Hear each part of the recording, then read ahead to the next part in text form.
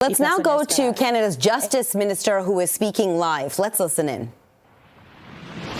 But because the process has taken too long.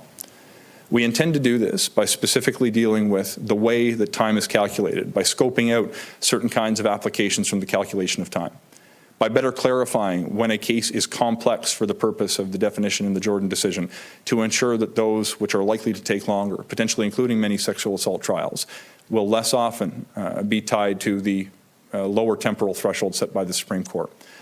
And we will be asking the court specifically to consider remedies other than a stay of proceedings, because I can tell you it does not feel like justice to survivors of sexual violence when at the end of the process there is no conviction and a perpetrator, despite not defeating the charges, continues to live in the same community and in some instances the same neighborhood as the victim. We'll be moving forward with certain amendments to the Victims' Bill of Rights as well to ensure that victims have a role to play, that they have information about where they can play a role, and that their voice will inform the judicial process when they're going through the criminal justice proceedings. There is much work ahead. The criminal justice reforms that we are putting on the table today are an important step in the right direction. But I would be remiss if I didn't recognize the extraordinary need to continue to support survivors in communities and the organizations that work with them to advocate for change and to provide meaningful supports.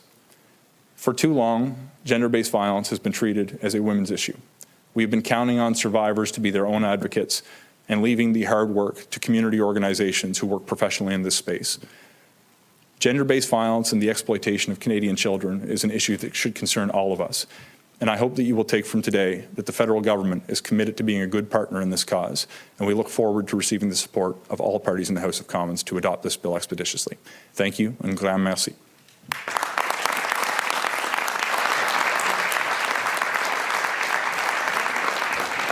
Thank you to both Ministers, Fraser and Valdez. So now we will now move into the question and answer period.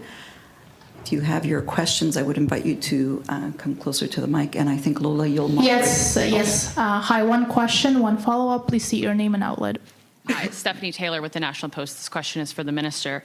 It's about Bill C9. I'd like to know why are government MPs going to be supporting the amendment from the Bloc to remove religious defences from the willful promotion of hate in the criminal code when the government has heard loudly from Muslim and Christian and other religious groups that this could insert uncertainty into their teaching and preachings of religious texts and potentially chill their speech?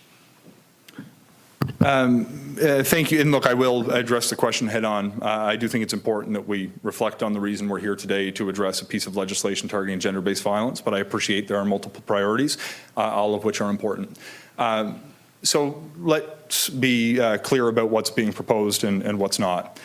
The amendment that the Bloc is proposing will, in my view, in no way, shape or form, prevent a religious leader from reading their religious texts. It will not criminalize faith, and to suggest otherwise, in my view, is a perversion of the values that the major religions in this country and around the world stand for. As somebody who grew up in the Catholic Church and read Scripture on Sundays my whole life, I can tell you that I don't remember any messages about religion telling you to hate thy neighbor. We are dealing with charges that touch on the willful promotion of hate. That is not a value that the world's major religions stand for, nor would I accept such a change. We've engaged with a number of parliamentary colleagues, including the Bloc members who are seeking to put forward this motion, including members of our own caucus, including on a number of occasions members of different party caucuses. What's important to recognize here is that it's a decision for the committee to determine whether this would go forward.